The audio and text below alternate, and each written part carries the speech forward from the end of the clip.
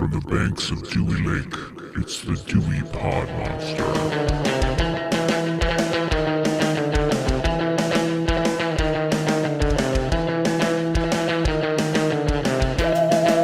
All right, welcome back. My name is John, and this is the Dewey Pod Monster podcast. This is your weekly podcast, and it is mostly about consumption. We are, of course, proud members of the You Run Podcast Network. You can find all of our old episodes and all of our upcoming episodes, as well as all the other great shows on the You Run Podcast Network at yourunpodcast.com.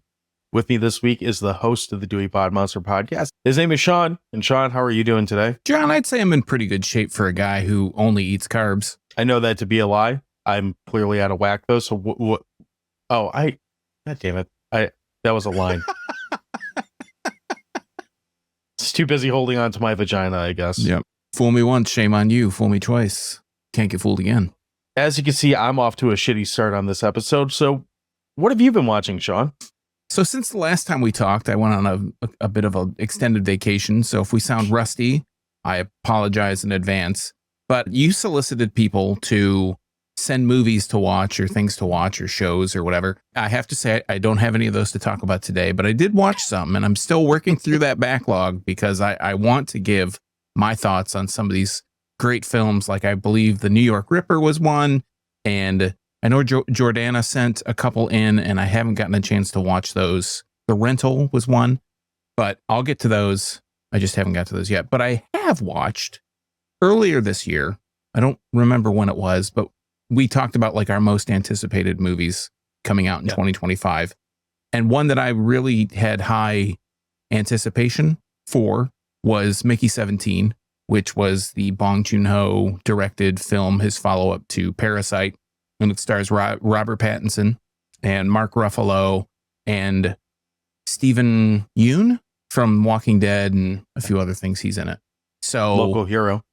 Yeah, local. He was in Nope. We talked about him in Nope. He was in Nope. Local hero. Yes. He's from the Detroit area. And I have to say, I went into it knowing just a very small amount about the movie. And I really, really enjoyed it. It was funny, insightful. I love political commentary, like social commentary, I guess, not political commentary, social commentary. That's a totally different thing.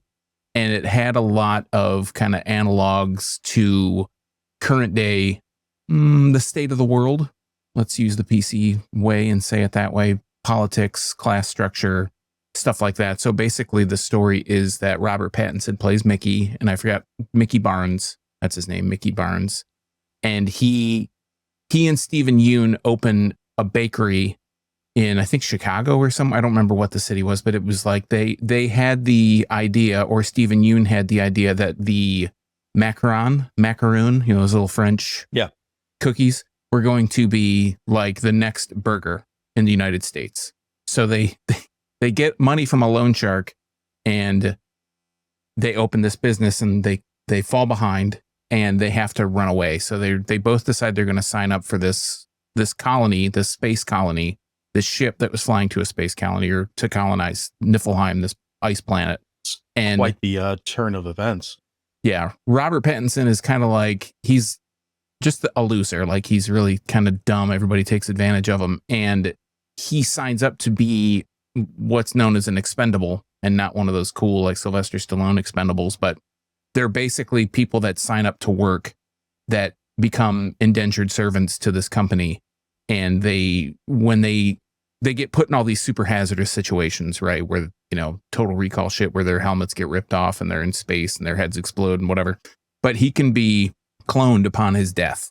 And there are laws in place that say that only one version of him can exist, and his memories get copied over to the clone. So the clone knows all the things that have happened to him, and know like how he died and what he was working on, all that stuff. So it's got this. Sounds familiar. Wasn't this like that? It's from a movie called Mickey 17. I don't know if you've heard. Well, no, I feel like I've heard a plot similar to this before. Maybe. But anyway, I don't know. So anyways, it's Mark Ruffalo plays this kind of Trumpian character, lots of bluster, and his wife is Toni Collette, and he gets into misadventures. But I really just sum it up. He gets into misadventures. I really enjoyed the movie. I thought it was really well done. I don't know how it ended up doing in the box office or what the ratings are. I don't even know. Critics may have given it like a 60 or something on Metacritic. I have no idea, but I won't. Who cares? Yeah, who cares? Fuck the critics. Fuck those people that talk about movies because they don't know shit. That's right. Only we do. You should be listening to us. The next movie that I watched. Debatable. Well, yeah. I mean, I'm going to skip my second movie that I was going to talk about, and I'll come back to it. I was in Italy, and I was in a hotel room, and there were like 2 channels that had any kind of English content because I don't speak Italian. And 48 Hours came on. It's like uncut. It was like none of the cuss words. And I had only seen bits and pieces of 48 Hours. I'd never really seen the whole thing. And for those who are not aware of 48 Hours, it's a Eddie Murphy, Nick Nolte vehicle where Eddie Murphy's a convict or a criminal who Nick Nolte's a police officer and he's trying to catch. What the fuck is the plot of that? I haven't seen that in a long time, so I was hoping you would fill me in. They're trying to catch a dude. I thought it was like a buddy cop movie, like mid 90s or early 90s action vehicle, but I could be wrong. This is like early 80s, mid 80s. Okay. Yeah, it's I'm like way maybe 84. They're trying maybe to catch I'm thinking of another 48 hours because they made a sequel. They didn't make another 48 hours. Yeah. So that was the sequel. I feel so badly that I can't even give you the summary of what 48 Hours is about. Oh, they're trying to catch some guy and killed some cops and he's like basically human trafficking and all this other stuff, which they didn't call it in the 80s. And Eddie Murphy is a criminal that is related, has some knowledge on these other criminal dudes that they're trying to catch. Oh, the criminal dudes are like cop killers and they kill a bunch of people and they're just bad dudes, right? So they have all this money and they're trying to get it back. But I had never watched the whole way through. I'd never watched this movie the whole way through. And I mean, I think if I can sit through a 40-year-old movie and watch it through to the end at 1 a.m. in Italy, it must be pretty good. So I enjoyed watching that one. It's a high recommend from me. I would watch it again. Don't take this the wrong way, but I know what kind of movies you watch at 1 a.m. I don't know that that's a high recommendation. You like a lot of the movies that I talk about watch at 1 a.m. You bastard. I'm the exception. I don't know that everyone else is. I mean, 48 Hours is a pretty renowned, like known as a classic. Yeah. It's not something that nobody's ever heard of. The last movie I'll talk about. It's a slight step up from Fat Guy Goes Nutsoid. 48 Hours or the movie I'm going to talk about? Probably both. Yeah, 48 Hours is considerably better than Fat Guy Goes Nutsoid. I watched a movie called The Luckiest Man in America. And I don't know if you know this, but I'm going to give you a little tidbit on what it's about, and you tell me if you know the story. This movie, it's based on a true story about a man named Michael Larson who went on a game show called Press Your Luck, hosted by Peter Tamarkin. And he basically took Press Your Luck for like $100 and some odd $1,000 on the show. Are you familiar with Press Your Luck? Do you know what the game show Press Your Luck is? Familiar with the game a little bit, but I'm not familiar with where this story's going. Okay, so no whammies, stop. That's Press Your Luck. Okay. So Paul Walter Hauser. Actually, yes. I do think I know where this is going, but go ahead. Okay. So Michael Larson, I'll tell you what actually like the true story of this guy. So he was unemployed and he watched Press Your Luck. He recorded it on a tape when tapes were not super prevalent. And he figured out that there was a pattern to the way that the board moved. And he ended up getting on the show and he took him for a shit ton of money because there were like 4 patterns essentially of this thing. And he could he understood by studying all these tapes and won a shit ton of money. And it was like a 2-part episode. That's how much money he had made because like, I think the end of the first Press Your Luck episode, they still weren't out of the first round of the game. You know, there's like 2 rounds and each one ups the value. So he won a shit ton of money. And I read about him like years and years and years ago, probably like early 2000s, late 90s, and how he had passed away by then, but he got swindled in some kind of like real estate deal. He was just not very good with money and he made a shit ton of money and he kind of, gambled that away, in a respect. So Paul Walter Hauser, who's been in a ton of stuff, he was in that Richard Ramirez. The Richard Ramirez movie. The Olympic Park bombing movie about that security guard. I think his name was, I want to say it was Richard Hatch, but I don't think that's what his name was because that's the guy from Survivor. Anyways, he played in that. He was in Cobra Kai as kind of like that older fat guy that like joins the dojo. He plays Michael Larson. Walton Goggins, your favorite man with the teeth, plays Peter Tamarkin, the host. And there's a small part Johnny Knoxville has a small part in the movie. He plays this like made up talk show host that kind of happens in this fugue state of the movie. Maisie Williams is in it, and another guy who plays like the producer, and I can't remember his name. But I don't know. It really takes a lot of liberties with the story.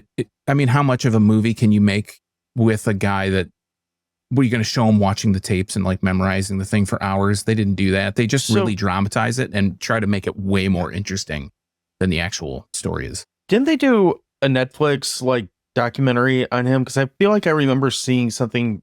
It definitely didn't have like actors in it, but I feel like I remember seeing like a 30-minute little like documentary about it around the same time that I watched. I want to say it was around the time that I watched that one on the dude who went on The Price is Right and like memorized all the prices on everything and didn't he do it like 4 or 5 times? Maybe I'm making that up, but I definitely know. I didn't know the guy's name, or I don't remember a lot of the details, but I remember the story of him not rigging, but like figuring out the game. Takes advantage of the situation. Yeah. The American way. I'm sure would happen a lot more now. More power to him. I looked on Wikipedia because I wanted to see like what the ratings were. I feel like it was like a movie that Bill Murray was attached to in like 2000, and it got shelved for 20 some odd years, and it got revitalized with when it was announced that these other people got brought in to be in it, but it just wasn't side braided right into Johnny Knoxville and Biggin from Cobra Kai. Yeah, it was just, I don't know. I didn't really like it. I think if I wouldn't have known as much about the actual like situation, I may have been more entertained by it, but they just went through these big leaps of logic. Like it was about, they brought in this stuff where he was estranged from his wife, and there was this whole side story, and there was this like dream state where he's on the talk show with Johnny Knoxville as the host, and it felt like they were really stretching to make a movie out of this. And Paul Walter Hauser was great. I mean, he's generally really good in whatever movies he's been in, either comedic, dramatic, whatever he's in. Walton Goggins was fine as Peter Tamarkin, but he's not a believable Peter Tamarkin because he's supposed to be a 1-to-1 and they look nothing alike. I mean, Walton Goggins with the teeth, with like one huge Walton Goggins is, for all the negative things I can say about him, he's kind of got a unique look to him, especially at this point. Yeah. And I enjoy his work too. So it's not like I have anything against him as an actor. He's just, like you said, he has a look to him, and he doesn't look like 80s game show host. No. So, no. 80s televangelist, I can see, but 80s game show host, for sure. Not so much. So if you look at the way that he's dressed up for this movie, he looks like a televangelist. Like he would totally fit into that role. So like he just left the set of that HBO show he's on and just wandered over to do this? Maybe. Yeah, they darkened his wig.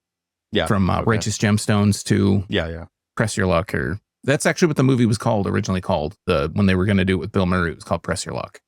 And it got moved to Luckiest Man in America. So I watched that on the plane actually because I was killing time for hours and hours and hours. But yeah, that's what I've been up to watching. What have you been up to since I've been away?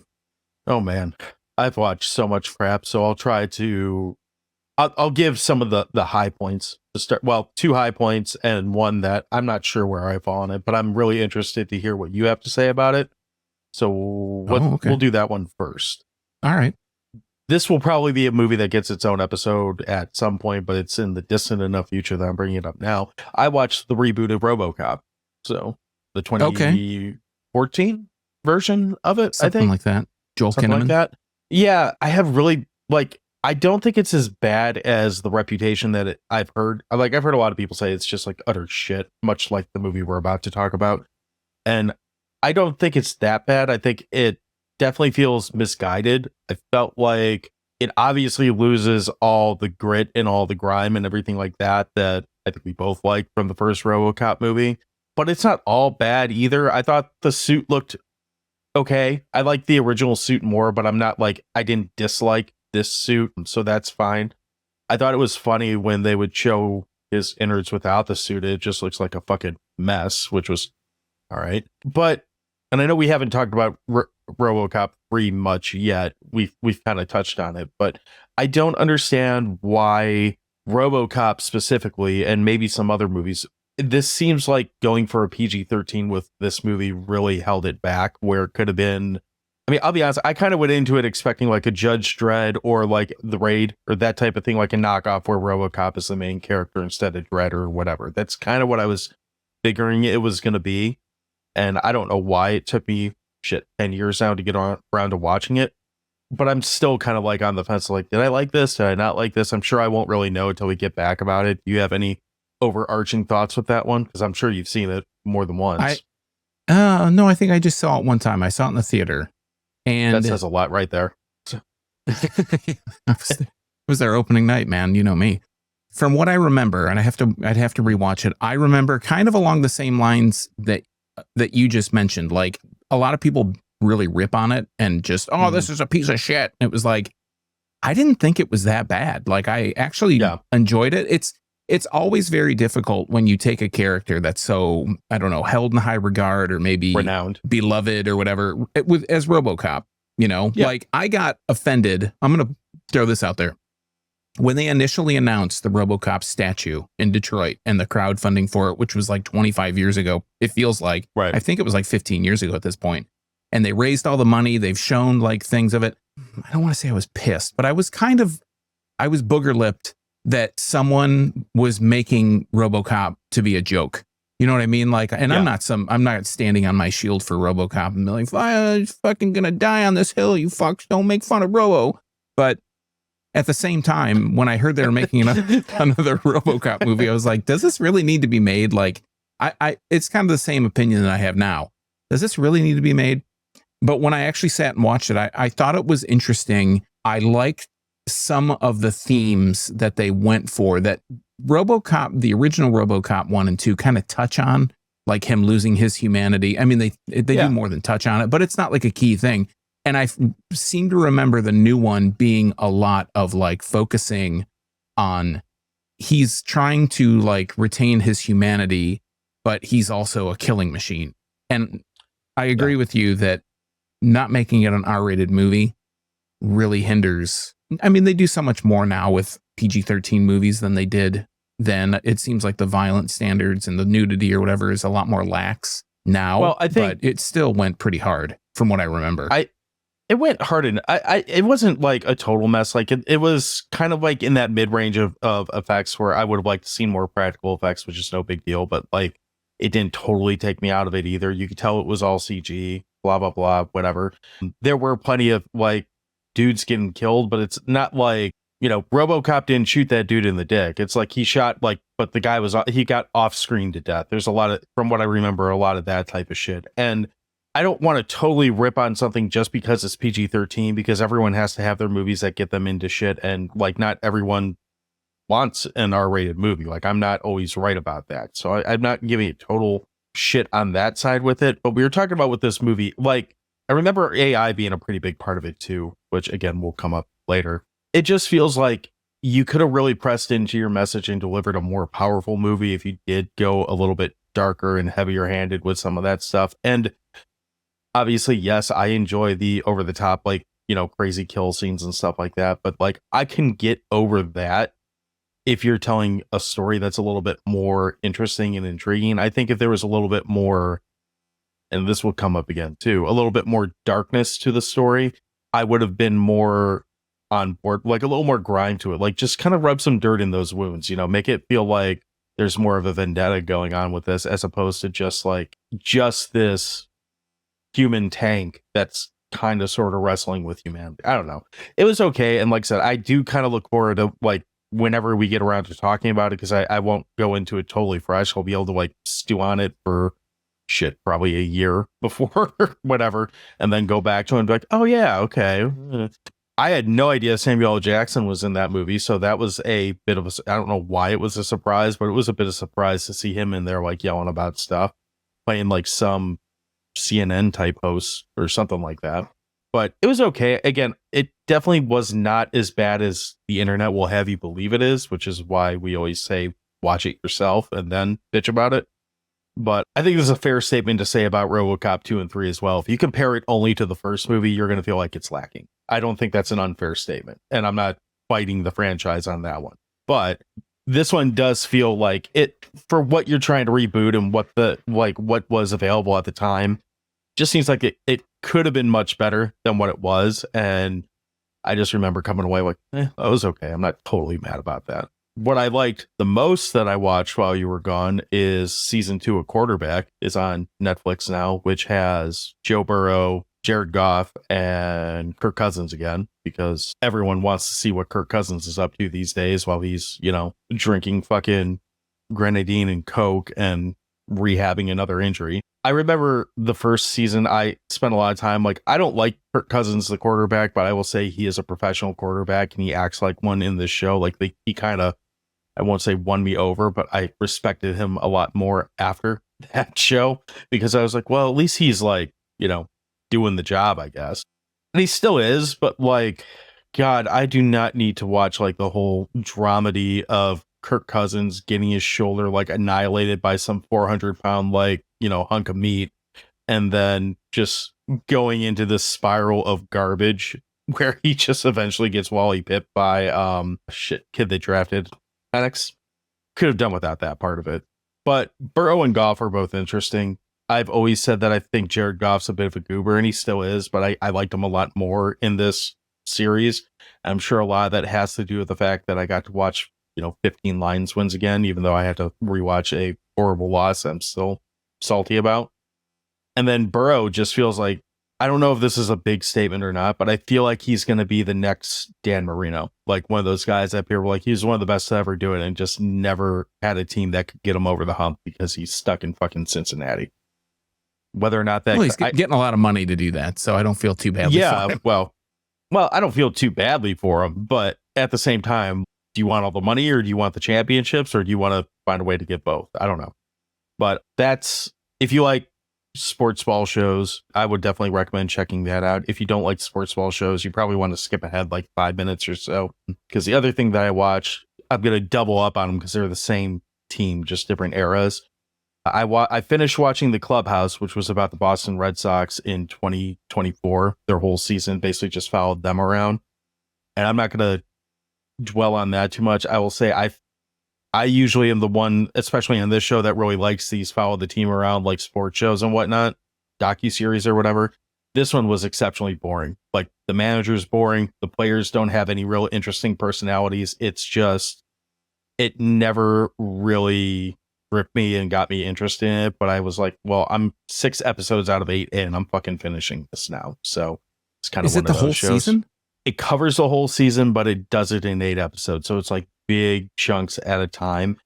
And aside from one winning streak in the middle of the season, they were never really all that good last year. They were okay. I think they were a little bit over 500.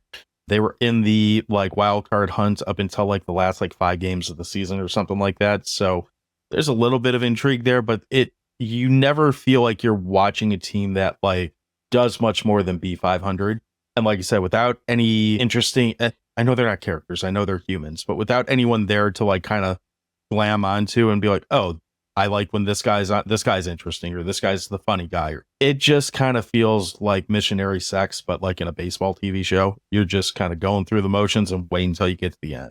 In contrast to that, and I know you've watched this one, I really enjoyed The Comeback, which was about the 2004 Red Sox and their, trip back to winning the World Series. And kind of like the Celtics doc that was on earlier this year, I like that the first episode spends a lot of time talking about the history of the team, how it affected the city, all that type of shit before it got into the season. And it doesn't dwell on the regular season that long. It talks about some of the highs and some of the lows throughout the season, a couple of the injuries.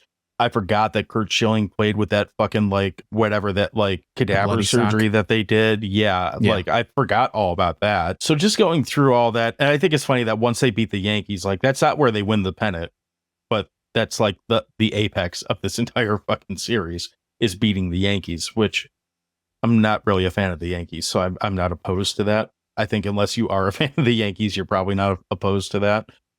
But yeah, The Comeback, I put that on, and once I got through the first episode, I was just locked in to it. Like, I got through it all in one sitting. I really enjoyed that one as opposed to the Clubhouse.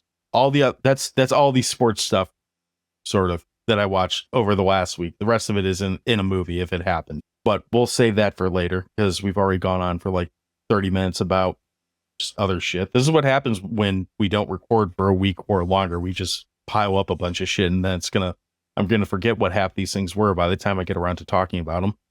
With that in mind, we're gonna go bodysuit man our way to a break, and we'll be back in a minute here, and we're gonna talk about the movie, the first, I think, new movie that we've talked about in like almost a fucking year now, or at least since Christmas. We're gonna be talking about M3GAN 2 or M3GAN or M3GAN 2.0. I don't know. M3GAN, the second one.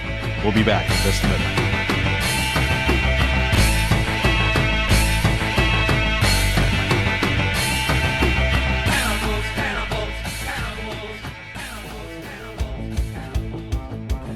Hey folks, AI John here.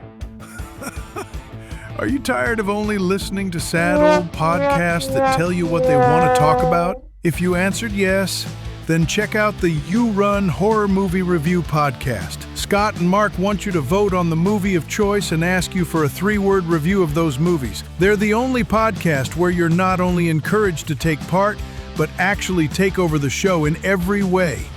You can find the You Run podcast and other fine shows at yourunpodcast.com.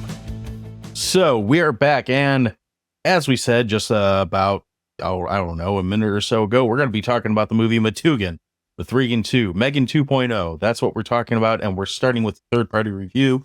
This week, our third-party review comes from Rick H., and Rick says, "This sucked. Turned it off about halfway through. In a quest to be edgy, it just gets lost in the plot. Was there a plot? My mistake was assuming that a movie should be compelling enough to watch within the first hour.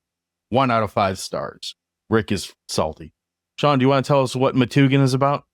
Fucking Rick.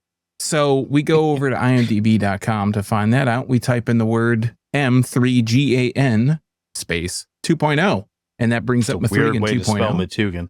Yeah, I know. It's M3GAN 2. M3GAN. Anyways, it says, we go to the storyline and the plot. No, we don't do that. First, we talk about what it says on this IMDb website.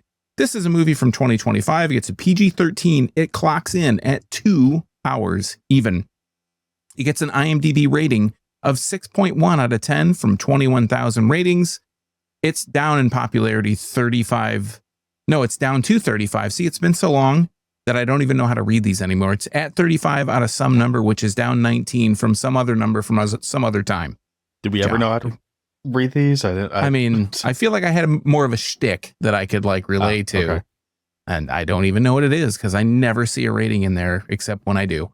So we're going to read the storyline on the plot. Never know which one's first, but they wouldn't put it on top if they didn't want you to read it first. And it says, whatever it's called, 2 years after M3GAN's rampage, her creator, Gemma, resorts to resurrecting her infamous creation in order to take down Amelia, the military-grade weapon who was built by a defense contractor who stole M3GAN's underlying tech.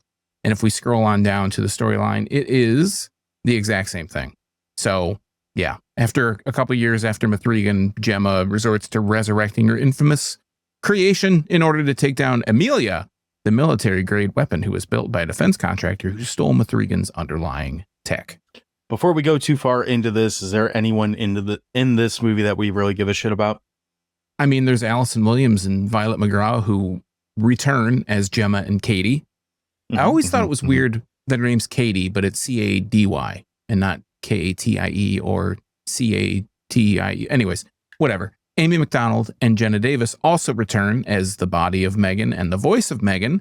M3GAN. So sorry. We've got Jermaine Clement, who is Alton Appleton. He's got a little bit of a shorter role in this movie, and you may know Jermaine from Flight of the Conchords, What We Do in the Shadows, the movie, not the TV show. He's a friend of Taika Waititi. We've got Ivana Sakno, who plays Amelia, most known for Pacific Rim Uprising and the Ahsoka show, Star Wars thing on Disney Plus. And then we've got Aristotle Athari, who plays Christian. he's most known for his roles on SNL. And then there's Is other he? people. Yeah. Okay. I guess. So I don't watch SNL, so I don't know. But that's what yeah, I read on IMDb. I haven't read it in quite read it. I haven't read SNL ever. I haven't watched it in quite a while. So I didn't go back and like listen to our episode. I don't remember exactly where we both fell on. Did you? Oh, good for you. I did. Thank you. I don't remember where we both fell on the first movie, but I remember if I'm guessing, I think we both were moderately impressed, or at least felt that it overachieved from what we expected going into it. I know I didn't hate the movie, and I don't remember you hating it. Is that fair or close? Yeah, it's pretty goddamn close, man. I mean, we were still on the 10 and 11 hot dog scale, so I gave it 7 rubber faces out of 11, and you gave it 6 hot dogs out of 10 big whoops. And we're like not, we're pretty even keel on the rating. So a 6 is like a half a hot dog. And I would say mine is like about a half to maybe a full. I did not watch the trailer for this, and I've heard that the trailer gives away a lot in this movie. I'm assuming you didn't. Did you have any expectations coming into this? I will say that I really expected the movie to be a horror movie or similar along the same lines as what the first movie was, because I felt like the first one is probably more of like a horror thriller. I think more on the horror side. Like I know the first movie I went into thinking it was going to be more of like a Child's Play.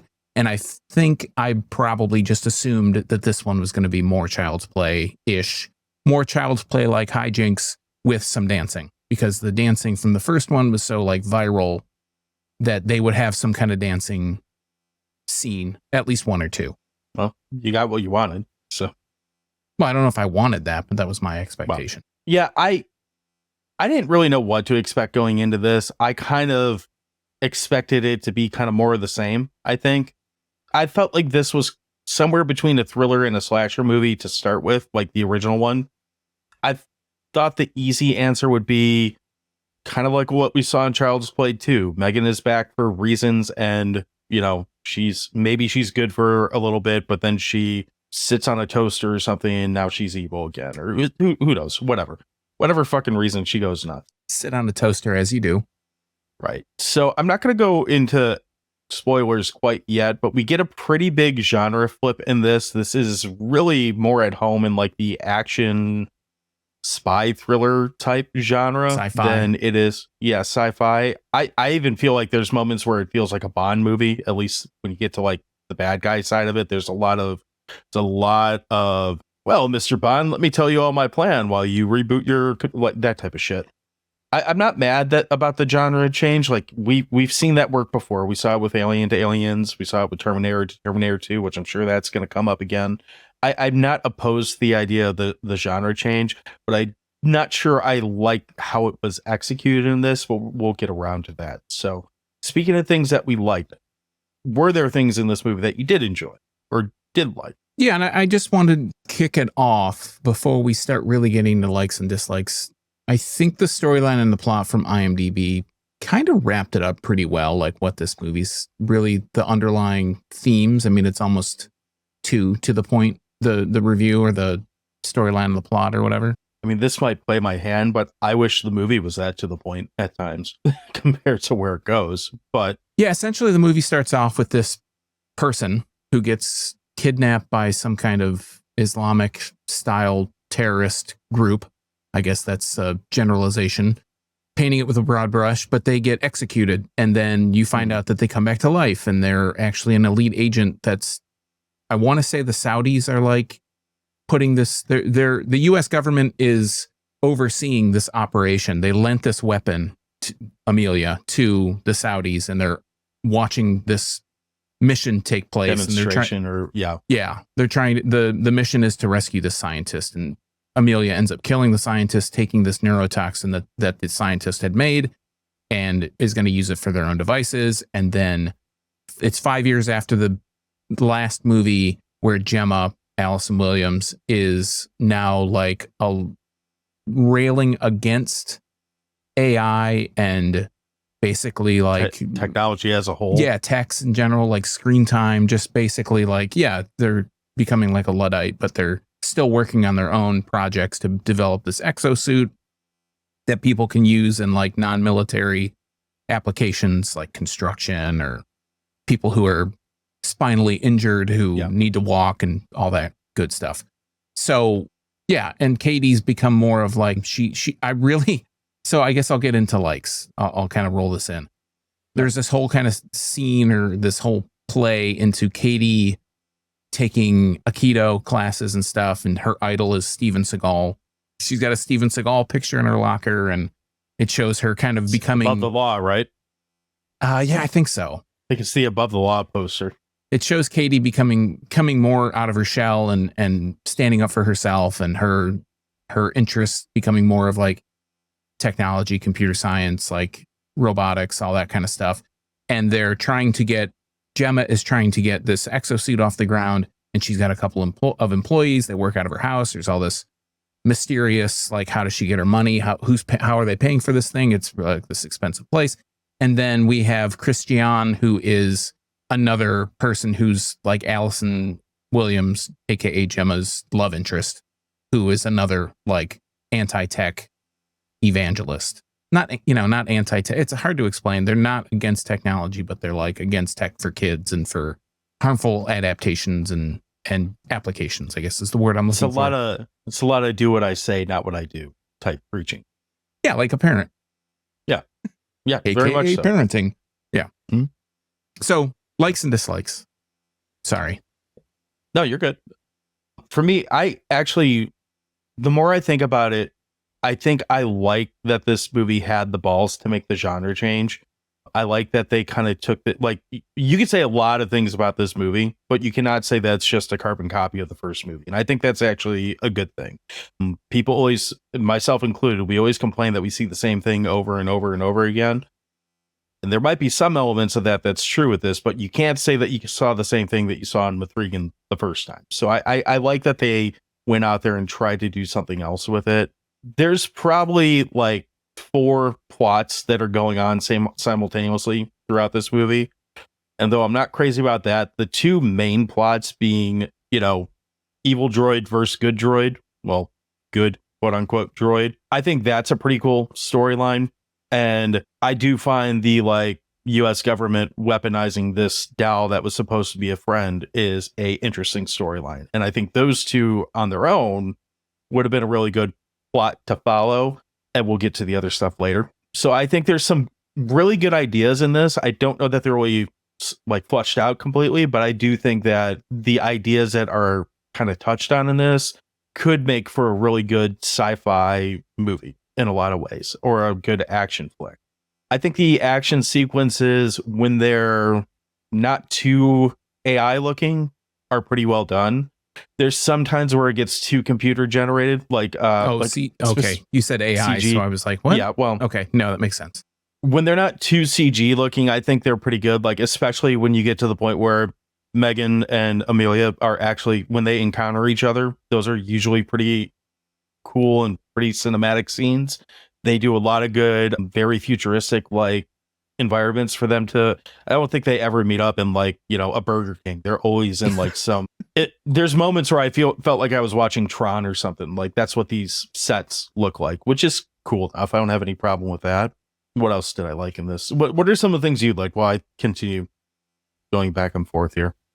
I really enjoyed the tone of really every scene. There's always some kind of humorous thing, some kind of side thing being said by a character, or just it's hard to put into words, but just the overall vibe of the movie has this really biting, satirical, but also funny tone to it, right? We mentioned it at the top of the show.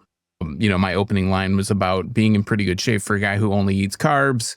And that's actually a line that's said. There's a lot of hold on to your vagina kind of jokes said by M3GAN. Right. I think Jermaine Clement playing this Alton Appleton character, who is basically a Elon Musk style character who has this little neural implant, and he's been previously paralyzed and he can walk. I wanted to see more of him because I feel like he steals the show. He's not in the movie all that much, but when he's on screen, it's okay, this is over the top funny. I just think he's in general. And to be honest, as a character in most movies, I don't really like him all that much.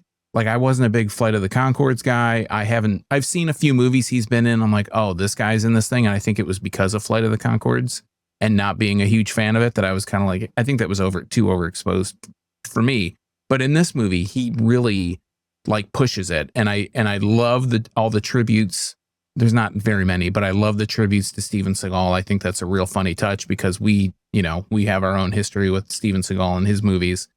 I think they're good because they're touches. They don't beat you over the head with them, and they're very much so the kind of jokes that if you don't know what they're talking about, you just kind of they're gone so quick that doesn't matter. But I don't focus on somebody going and they're like hamming it up for the camera. It's just like some line that's said, and I feel like they really played to fans of this style of genre, like to action, sci-fi, thriller style movies. Like if you've seen, and that maybe that goes back to the marketing. Like I said, I haven't seen any of the marketing.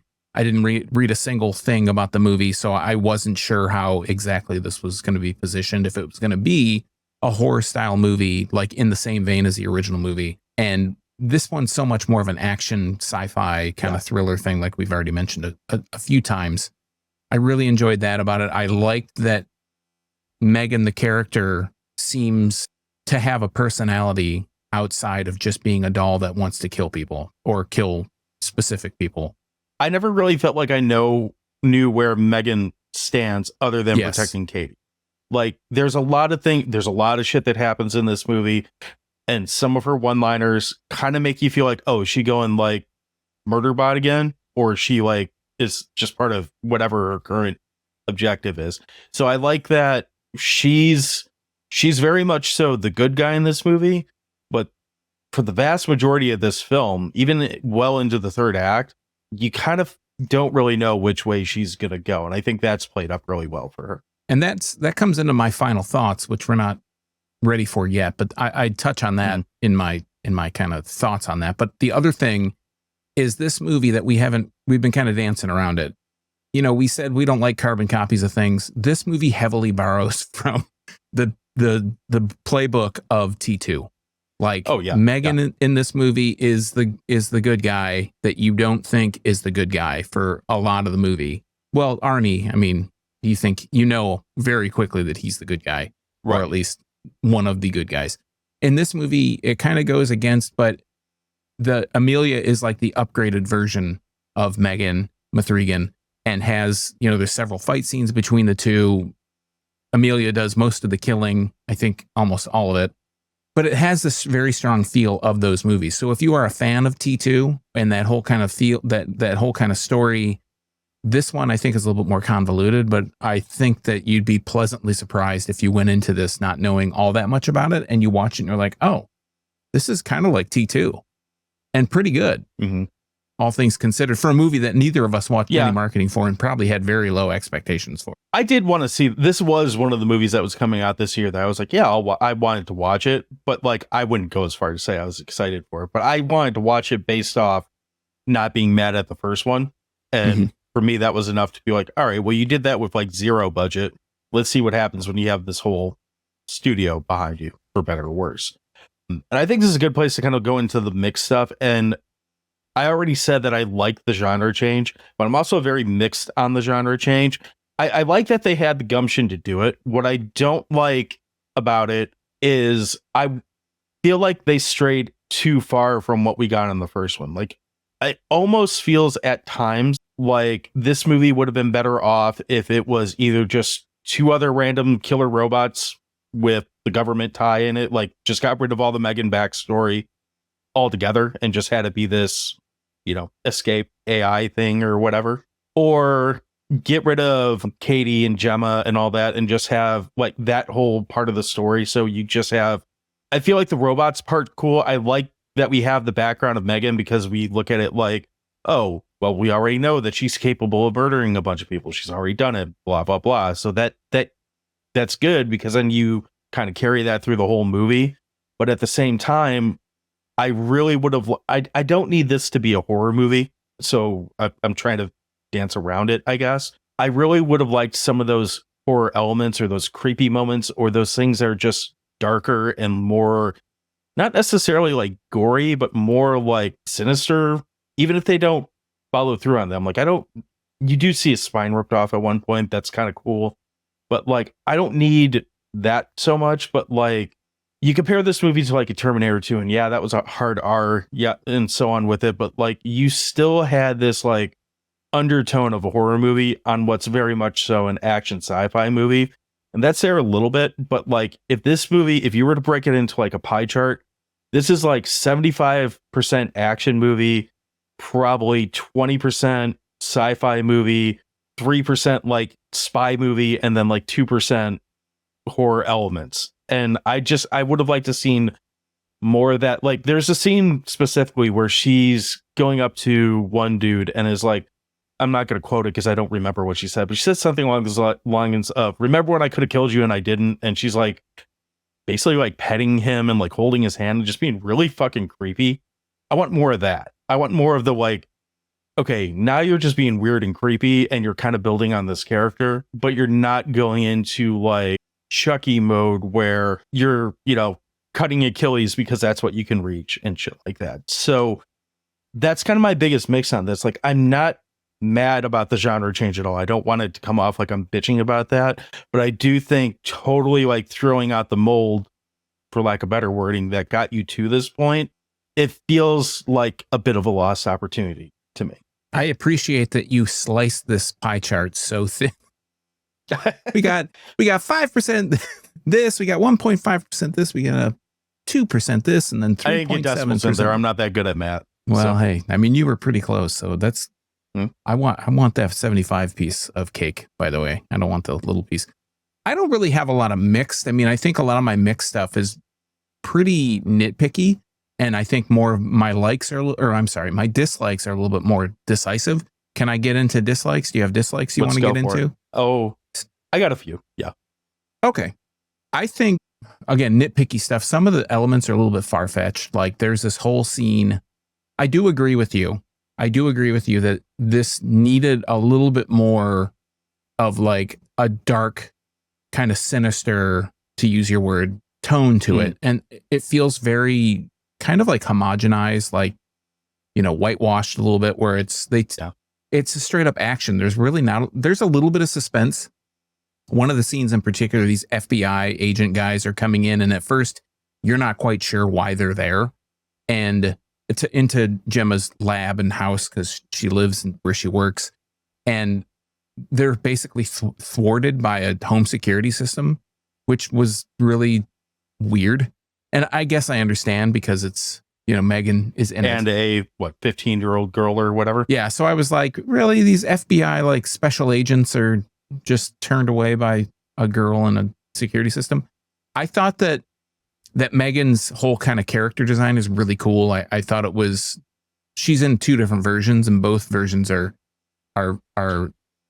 pretty cool. Note, I love the fact that they made her taller just so they could accommodate the actor that plays her. I know that's got nothing to do with the movie other than like a throwaway line, but I respect a director that's willing to evolve a character in this instance, because it's not this kid's fault that she's growing up, and it's really cool that you put the effort in to find a way to keep her in this franchise. I appreciate that. Well, that was the thing I was going to say, is I really love the character design, and I feel like they did a much better job of hiding the fact that this is a person in a suit. Like, it almost feels like the first movie feels a little bit more like, oh, okay, I'm not quite sure if this is someone in a suit with a weird mask on. I love the character design. The face and the head are still like borderline uncanny valley. It's kind of a little bit disturbing. I think the face is just really disturbing on M3GAN, especially in this movie. Like, the first one was almost a little bit more convincing, even a few years earlier. And the major dislike that I have, well, I'll get to it. The MacGuffin, the motherboard, like, I still don't understand what the whole thing was. And I think that leads into a larger dislike that I have about this movie, is that the plot itself, and you mentioned it earlier, it's so convoluted. There are so many things going on, and there are so many like loose ends, and it's like the serial killer map with all the red yarn that's like strung everywhere, and you're trying to pull this whole thing together. When a main character has to tell you what the entire plot of the movie is, just in like, multiple just times puking it throughout the out. movie. Yeah. So that you know what's going on. That's not a good thing. I want to be able to watch the movie. And even if it's not 100% totally clear, it's like 80% clear. And I have to kind of put connect the dots a little bit and be like, oh, that must have been what the motivation was. When I don't know what the hell's going on. And it's like, oh, hey, don't worry about what the plot's about. Look at that real cool thing that's going to happen. Or look at this spear that's getting stabbed into people. Or look at this cool set that we're showing you. I think that's a problem. Like, I'd much prefer that you explain through your actions what's going on than someone just like, bleh, and like, oh, okay, I guess I know what's going on. Oh, wait, I still don't. Can you go over that again? I like your barf noise is pretty good. Yeah. So that's like my major probably complaint with this movie. I think it's pretty glaring that it's just all even over the with place. that. And no, I agree with you like wholeheartedly about the convoluted plot. And that would have been my biggest dislike too. And that there's so many things you can do about that. And there's major plot points in this that I'm not going to go over what I want to bitch about because this is still a pretty new movie. I don't want to ruin this for you. It's a major plot point that involves two of the main characters. But what happens in it, it leaves you like, it's kind of a moment where you're like, okay, yeah, sure. Why the hell not? That happened. But it also leaves you like, how did that happen? Why did that happen? It leaves you just as confused, even though the result is fairly entertaining. It definitely, for a movie that just regurgitates like subtext to you on a regular basis, the fact that there's still major plot points that leave you like, wait, what? Yeah. Like you said, that's kind of a fucking problem. Yeah. Wait, what should be like the subtitle or the tagline or something to this movie? Wait, what? Huh? Yeah, more or less. I think piggybacking on that as well. And I'm not trying to sound like the broken drum that I am, or whatever, the clock that's right twice a day. The 2 hours on this is just, this goes back to the convoluted plot. Like, it's just too fucking much. I knew you'd say it. Well, I mean, it's, if only it ended in a freeze frame, we could both have our like major gripes. But smash our heads on the table. I think more so than me not liking long movies, this movie really has a ton of shit that could have been on the cutting room floor, and you might have had a stronger movie. And part of that comes down to like, okay, we don't need 4 major plots. We need one with maybe a B plot or something. Like, just, it feels like they just threw as much shit at the fan and see what they could have stick up there as they could. And that you still doesn't always work fan? out. Is that a good idea? It's not a good idea. No, maybe they did. Yeah, there's so much shit going on. They had to throw it against the fan to get it spread out all over everything. Right. Like I said, the only other things I have are more nitpicky, gripey. Like I said, the CG, when it gets too much, that can be a little bit obnoxious. But that's not surprising at all in this movie. I'm not really going to harp on the PG-13 of this movie because, truthfully, I think if they could have fixed the storytelling problems, like some of the what we just rambled about for several minutes, I think that would have, I don't think I would have even noticed the fact that this was a PG-13. I still would have liked it to be a little bit darker in tone, but I think honestly, I don't think any of the things we could have said that we would have liked to seen would necessarily push this into like a hard R rating or anything like that. I think you could do all that and still get a PG-13. Yeah, but I mean, I guess my argument to you is this is 2 hours. And I knew as soon as I was like, is this really 2 hours? Holy shit. Yeah. But I felt like the pacing was well done. I think they would have had to rework a lot of it to cut stuff out because even with everything in there without a piece of it, you're kind of like, what? That's even more of like a wait, what? I guess they could have maybe explained a way around it. I don't know. Yeah. That's why we don't make movies. Maybe. So God knows what we would have came out with M3GAN 3 or whatever. I don't know. I don't have a whole ton to like add to it. I do feel like I could talk about this one for a while more, but I still feel like I'm kind of on the fence with a lot of things. So why don't we fire up the grill? Let's start to wrap this up and then get to question of the week and all that good stuff. Then you're in for a big treat, bro, because it's hot dog time. I'm going to take the reign on this one and just say this is this is the definition of like a half a hot dog movie to me. There's a lot of things in this that are really cool ideas. There's a lot of stuff in this that I like, and there's a lot of stuff in this that leaves me either confused, moderately annoyed, or flat out not like. It's right in the middle with that. I would say don't go into this expecting M3GAN, the first one. A almost feels more at home if you're comparing it to a Terminator movie, oddly. But also don't go into it expecting Terminator 2 because you're going to be even more disappointed if you do that, more than likely. But especially like I'd be interested, like if you're like you have daughters in this age group, this age range, I'd be interested if like they're into this kind of like this feels very much so like it's geared at that audience as opposed to like grumpy old men sitting in their basement talking about, shit. Hey, I resemble that remark. Exactly. Take that for what it's worth. I mean, at the end of the day, this movie's pretty okay. I don't know that I'm going to rush back to see it, but I can't say that I didn't have moments that I thoroughly enjoyed it, even if it had moments that annoyed me at the same time. So yeah, it's a solid, like just a half a hot dog for me. Whose hot dog is this, huh? Is it yours? This is one of those movies where I watch the entire thing, and you mentioned this earlier, expecting that there's going to be some twist at the end that invalidates everything that they build up for the runtime of the movie, and I'm really happy that they didn't do it that way. For me, this is, and you'll hear this in any real commentary that you read about this movie, this is like T2 to the original M3GAN. They turn her into a good guy. All that's missing is the thumbs up that that she puts up as she goes into the lava. I thought it was a lot of fun. I enjoyed the tonal change of more of that action sci-fi thriller vibe. And I feel like you could go into this movie without feeling like you missed out if you didn't see the original. I give M3GAN 2.0 a full hot dog. I had a lot of fun with it.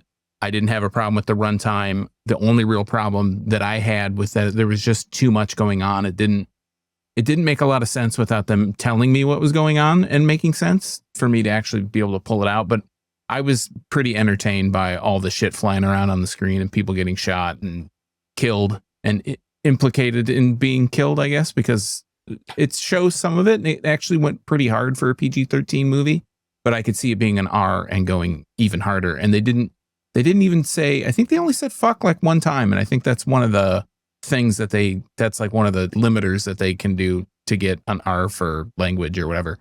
The story tries to be a little bit too smart. Okay. Yeah, I don't remember. The story tries to be a little bit too smart, but what's going on screen counterbalance that. It wasn't still, it was trying to be smart. Some of the stuff that was going on screen was just dumb fun for me. I really enjoyed it. I can see myself going back and watching this again. So, M3GAN 3, we're ready for you, apparently. So, yep. M3GAN 3. 2 and 3? Mm-hmm. M3GAN Cube. Tough stuff. Cubed would be like, what, 9? It'd be a lot more than 3. Anyway. Math. Yeah, we don't do math. So, question of the week. We're going to bring that back. We haven't done that in what feels like probably only a week to you guys, but for us, it feels like it's been like a month and a half. This week's question of the week is, what movie robot would you trust to have your back in a fight? So this could be any type of fight, any robot, whatever, don't care. We're going to go over to, let's do Instagram first. And we're going to start with Sam, who is from Screen Talk Bot. And Sam says, M3GAN, as long as I was the one who she was assigned to. Fair bet. So I think if she's not assigned to you, you're probably going to be in a not good mood. It's not going to be good for you. So, yeah. Right.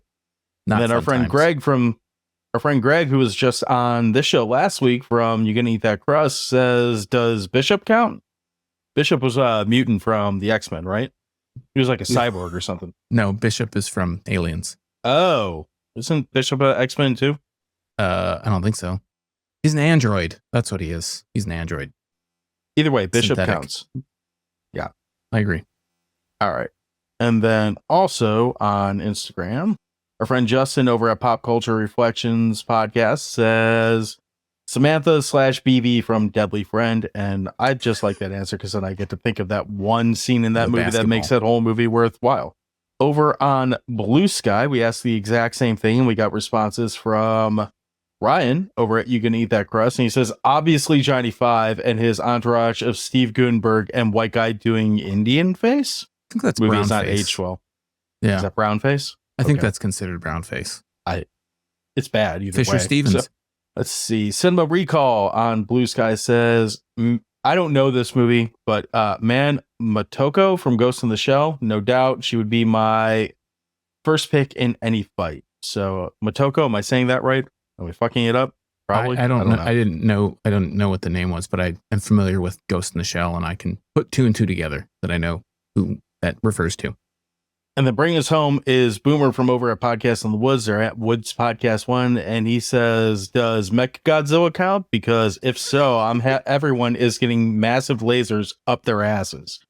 I mean, he is a robot, so It's the I would best count place it. to put him. Do you have an answer on this one, Sean? My joke answer that I was going to give you was going to be those little robots from Batteries Not Included. Nice. Have you ever seen that? Long time ago. Yes. Yeah, it's not a great movie. No. But those wouldn't really, I don't think they would do much to defend you. I would go, like, if we're going to say Bishop's okay, I would take Robocop. He'd be a great buddy to hang out with, and he'd have great commercials he could show you. I think if you have Robocop defending you, you're probably going to do pretty good in a fight. So, yeah, I think the T-800 is probably a good one too, though. I went a whole different route. Because I know I'm not going to last in the fight anyway. So I took my friend Marvin, the paranoid android from Hitchhiker's Guide to the Galaxy, preferably with Alan Rickman's voice, because at least he's going to tell me I'm going to die and make me laugh in the process of doing it. Or make you not feel so bad. Yeah. So or I have him worse. I don't know.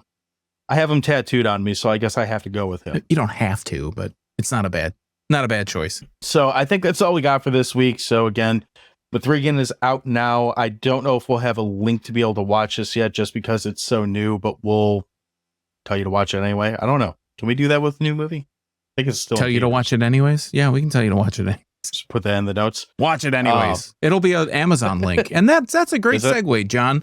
I think we have the hardest working notes in the podcast game. You know, we put all these shows, anything we talk about on this show, they go in the show notes. And if we can make them free, we will.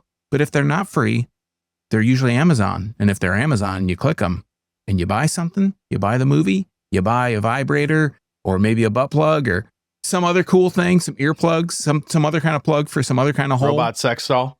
Yeah, that, like some, what's that called? Like Futanari or whatever, like the big, yeah. Anyways, if you buy any of that stuff from, I don't even know if Amazon sells that, but if you buy it, we get like a small cut of that. We get like a cent for every $100 million you spend. So I just wanted to throw that out there. If you want to watch this movie before it goes free somewhere, it's going to be paid for probably a while before you can do that. But we're going to have it linked in the show notes.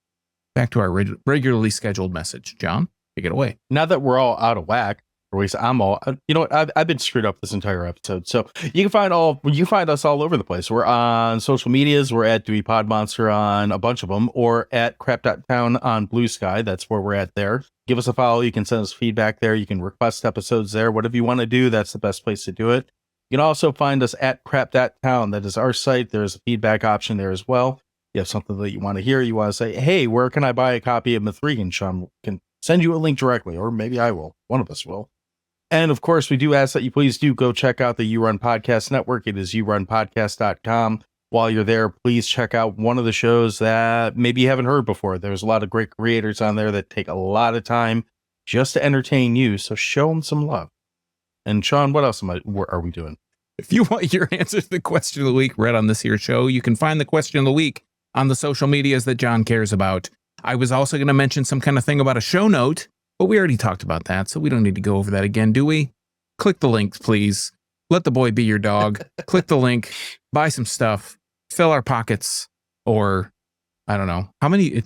You'd have to spend a lot of money to fill our pockets. Don't worry about that. If you want to follow me on social media, I'm available on Blue Sky. I am at internalbleeding.crap.town. I post stupid little clips of stupid little movies that my stupid little brain thinks are stupidly funny. I put them on there. You can find me there. Otherwise, check us out on social media at Dewey Pod Monster or on Blue Sky at crap.town.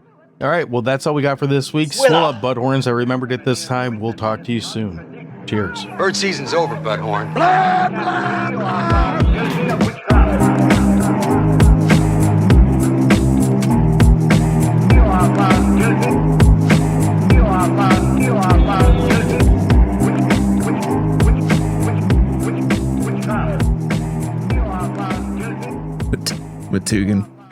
M3GAN. I kind of like M3GAN. Let's run with M3GAN for the rest of it. So until we forget.